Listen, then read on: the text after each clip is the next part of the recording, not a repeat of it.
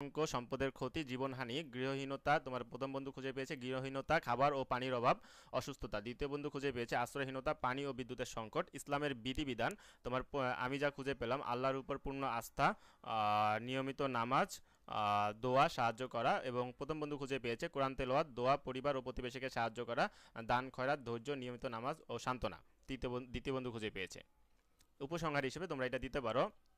এরপরে কাজ দুইয়ে চলে আসি। কাজ দুইয়ে যদি আমরা আসি, কাজ দুইয়ে দেখো সমস্যা খুঁজে বের করি। এখানে চিহ্নিত প্রাকৃতিক দুর্যোগের সম্ভাব্য সমস্যাগুলো দেখো। প্রাকৃতিক দুর্যোগ যেমন বন্যায় কি সমস্যা হয়? গৃহহীনতা, পানিবাহিত রোগ ও পানির সংকট এবং ফসলের ক্ষতি। ঘূর্ণিঝড়ের কারণে কি হয়? ঘরবাড়ি ধ্বংস হয়, আশ্রয়হীনতা, বিদ্যুৎ ও পানির সংকট, যোগাযোগ বিচ্ছিন্ন। ভূমিকম্পের কারণে কি হয়? গৃহ ধ্বংস, প্রাণহানি, চিকিৎসা সেবা ব্যাহত। ভূমিধস, গৃহহীনতা, রাস্তা বন্ধ, খাদ্য ও পানির সংকট। দেখো বজ্রপাত, প্রাণহানি এবং সম্পদের ক্ষতি হয় বজ্রপাতের কারণে। ইসলামের দৃষ্টিতে শিক্ষা আমাদের কি? দেখো প্রাকৃতিক এবং সামাজিক দুর্যোগ থেকে আমরা ইসলামের দৃষ্টিতে বিভিন্ন মূল্যবান শিক্ষা পাই। এগুলো হচ্ছে আল্লাহর উপর পূর্ণ আস্থা।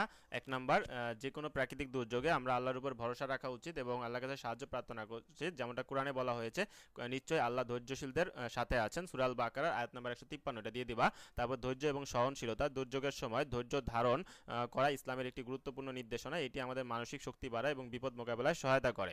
একতা ও সহমর্মিতা, দুর্যোগের সময় আমাদের একে অপরের সহমর্মিতা ও সহযোগিতার আচরণ করা উচিত। হাদিসে বলা হয়েছে মুসলিমরা একে অপরের ভাই। দেখো 4 নম্বরে দান এবং সাহায্য করা, দুর্যোগ কবলিত মানুষদের সাহায্য করা এবং তাদের প্রতি উদারতা দেখানো ইসলামের একটি গুরুত্বপূর্ণ শিক্ষা। কোরআনে বলা হয়েছে তোমরা একে অপরকে নেকি এবং তাকওয়ার উপর সাহায্য করো। সূরা আল মাইদার আয়াত 2। এগুলো তোমরা লিখবা। আল্লাহর সৃষ্টি সম্পর্কে সচেতনতা, প্রাকৃতিক দুর্যোগ আমাদেরকে আল্লাহর শক্তি এবং সৃষ্টির উপর মনোযোগ বাড়ায়। এটি আমাদেরকে আল্লাহর ক্ষমতা এবং আমাদের দুর্বলতা সম্পর্কে সচেতন করে তোলে।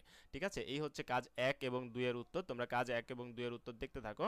এর মধ্যে আমরা পরবর্তী ভিডিওটা নিয়ে আসবো। তাহলে প্রিয় শিক্ষার্থীরা, তোমরা চ্যানেলটিকে অবশ্যই সাবস্ক্রাইব করে বেল বাটনে ক্লিক করে রাখবে এবং আমাদের ফেসবুক গ্রুপ এবং টেলিগ্রাম চ্যানেলে যুক্ত হতে ভিডিও ডেসক্রিপশন বক্স থেকে লিঙ্কগুলো নিয়ে নিতে পারো। এবং এতক্ষণ আমাদের সাথে থাকার জন্য ধন্যবাদ। আল্লাহ হাফেজ, ভালো থাকবে সকলে। আবারও বলতেছি চ্যানেলটিকে সাবস্ক্রাইব করে তোমার বন্ধুদের সাথে শেয়ার করে রাখো।